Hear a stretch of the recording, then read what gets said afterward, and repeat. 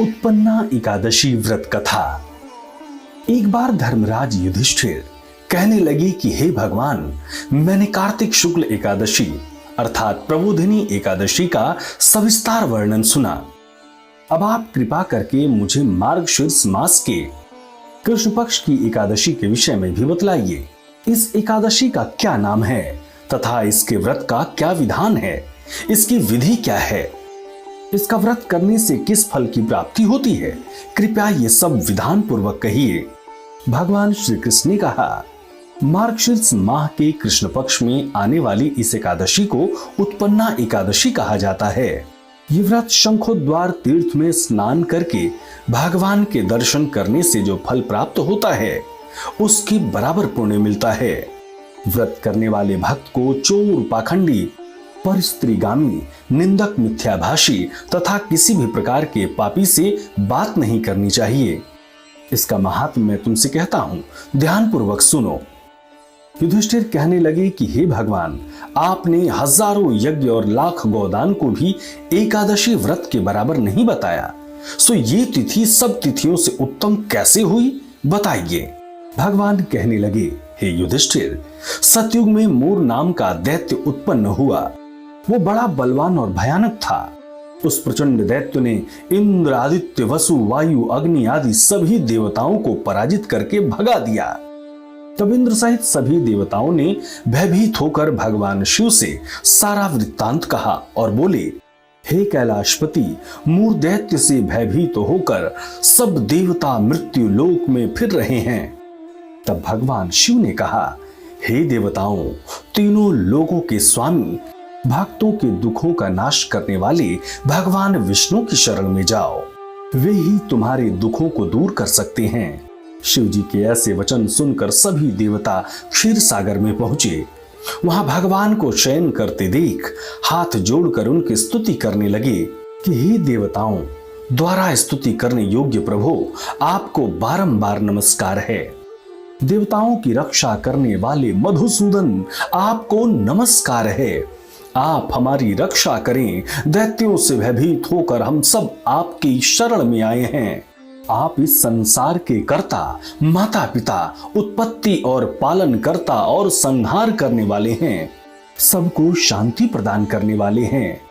आकाश और पाताल भी आप ही हैं। सबके पितामह ब्रह्मा, सूर्य, चंद्र, अग्नि, सामग्री, होम, आहुति, मंत्र, तंत्र, जप, यजमान, यज्ञ, कर्म, कर्ता, भोक्ता भी आप ही हैं।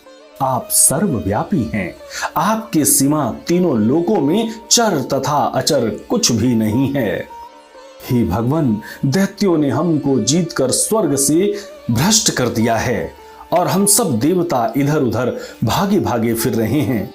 आप उन दैत्यों से हम सब की रक्षा करें। इंद्र की ऐसे वचन सुनकर भगवान विष्णु कहने लगे कि हे इंद्र, ऐसा मायावी दैत्य कौन है जिसने सब देवताओं को जीत लिया है?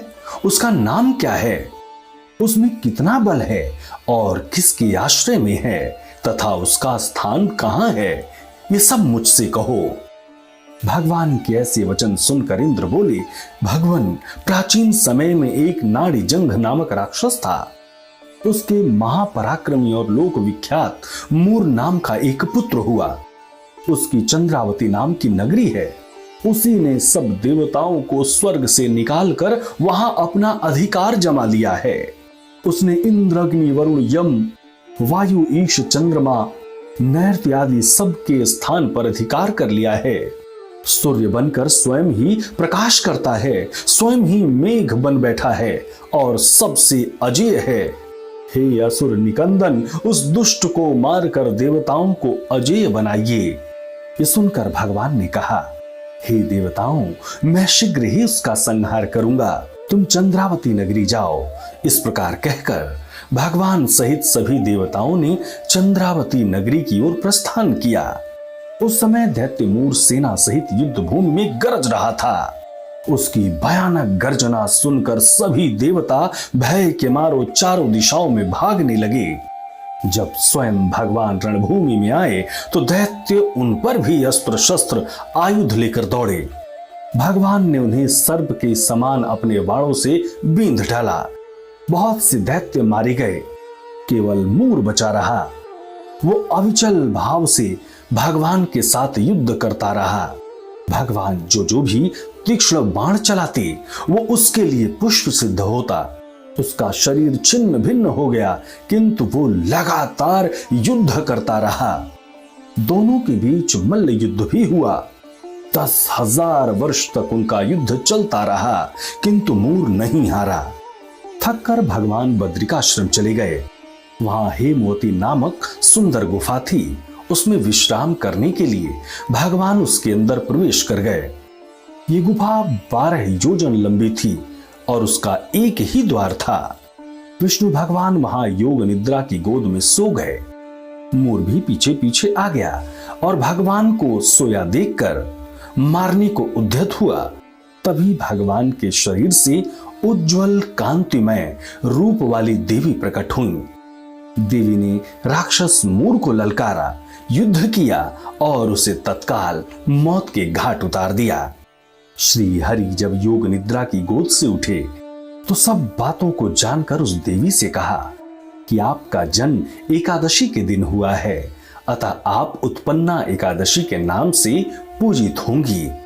आपके भक्त वही होंगे जो मेरे भक्त होंगे।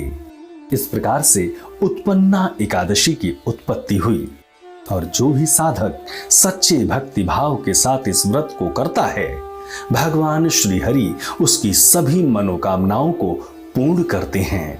ओम नमो भगवते वासुदेवाय।